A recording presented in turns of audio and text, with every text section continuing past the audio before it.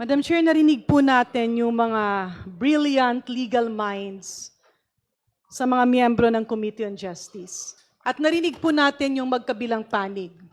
Let me go back to why we are all here. Andito po tayo kasi ginagampanan natin ang ating tungkulin when it comes to accountability of public officials. Kaakibat no accountability na yon ay full transparency. Kaya naiintindihan ko at ramdam ko ang kagustuhan ng karamihan na buksan ang kahon galing sa BIR.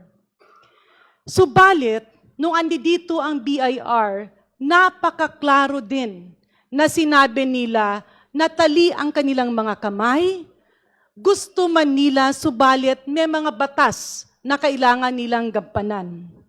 Madam Chair, the thrust of the Committee on Justice is for accountability and transparency to prevail.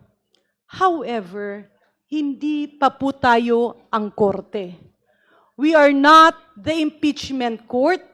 We are simply determining the probable cause based on the complaints filed by the complainants here today. Ang puso ko ay sumisigaw na buksan. Subalit kung puso ko lang ang aking pakikinggan, ay pwede itong mailagay at amalihis ang dapat nating gawin. Our heart can always speak, but our minds should prevail. Napakasayang ng ating sinimulan kung sa huli hindi tayo maging maingat. In this line, Madam Chair, gustuhin man natin, this is not within the ambit of the Committee on Justice. I respect the brilliant legal minds. Ako po ay hindi abogado, kaya ako ay kailangang manigurado na hindi tayo magkamali. Dahil ang isang pagkakamali ay pwedeng mabasura ang lahat ng pinaghirapan ng komitibang ito.